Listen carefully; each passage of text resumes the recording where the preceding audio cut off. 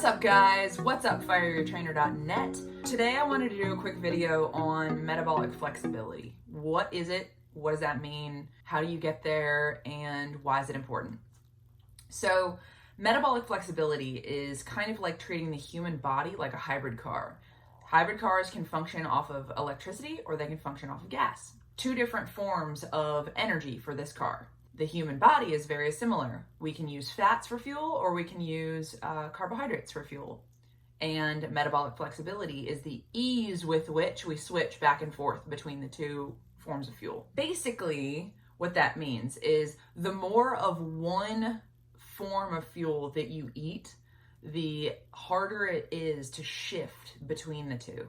So let's say we're, standard American diet, whatever, you're shuttling thousands of grams of carbs into your body every week. You basically become glucose intolerant, so your blood sugar levels go up. You become less able to get into ketosis, and you become less able to burn fat for fuel. Your insulin levels are always up. You become insulin resistant, you become glucose intolerant, and that is what creates down the road obesity, metabolic syndrome, high blood pressure. You're constantly inflamed. You've got all of this stuff going on. So that is the excessive carb intake.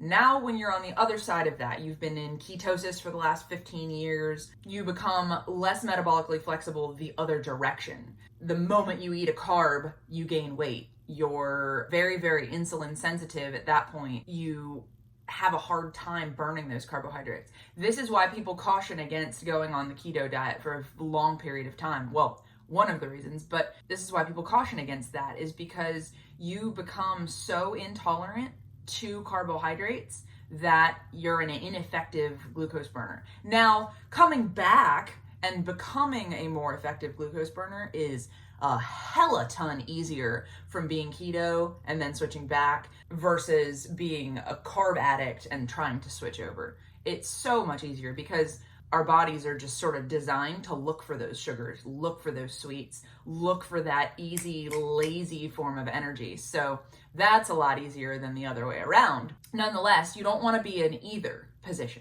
You would like to be able to switch back and forth between the two with ease. And that is metabolic flexibility. You should be able to get into a state of ketosis with ease every single day. That's where intermittent fasting comes in. I've been intermittent fasting for about 3 years now. I get into ketosis almost every single day. Unless I've eaten an excessive amount of carbs the day before, surplus of like 250 grams of carbs for me, that's kind of a lot, but I still get into ketosis, nutritional ketosis every single day. I have a blood ketone monitor, I test. This morning I was at 0.9 millimolars. The day after I had a fruit smoothie and a lean cuisine pizza for dinner, I still came in at 0.4 millimolars. That's what intermittent fasting does. Intermittent fasting keeps you metabolically flexible. Getting into a state of ketosis does things for you like reducing your blood sugar, preventing heart disease, helps you burn body fat for fuel. It has neuroprotective benefits. It can help with, some hormone-induced conditions like PCOS, for instance. It destroys cancer, it destroys tumors, whatever. There's a lot of benefits. Oh, it reduces total inflammation in the body. That has been the biggest thing for me because I work out so much. And I'm coming from a diet, back then of nothing but just processed shit and like tons and tons and tons of sugar and, oh God, poor sleep habits, you name it. So my body always felt like I was 80 years old. I just generally feel better. My energy levels are more stable. I don't feel sickly. And that's what I used to feel like. So if you are looking to become more metabolically flexible, you don't have to go invest in any, ketone reader or anything like that. Just start intermittent fasting. That's a great way to start. Before I started following a keto diet, I did it as an experiment. It was like 2, 3, 4 months, something like that. I can't stick with it because I love carbs, so I'm not gonna. But I started intermittent fasting and I noticed that when I shift over from intermittent fasting into a keto diet, I don't experience any of the keto flu problems. I don't have any interruptions in energy. I feel just generally pretty constant. So If you are looking to increase your metabolic flexibility, I highly suggest intermittent fasting. It's gonna help you shift into a fat burning state some of the day and carb burning some of the day.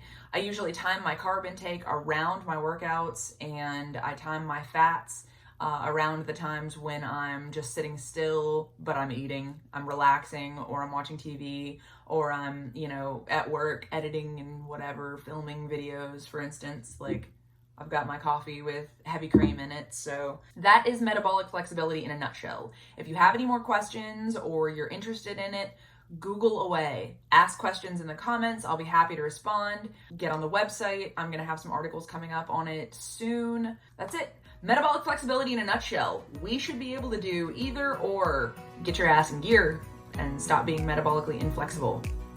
Get off the carb train. Anyway, so that's it from me. If you like this video, please thumbs up, like, share, comment, subscribe, tell your friends, tell your dog, tell your neighbor, tell whoever. And I will see you guys for the next video soon.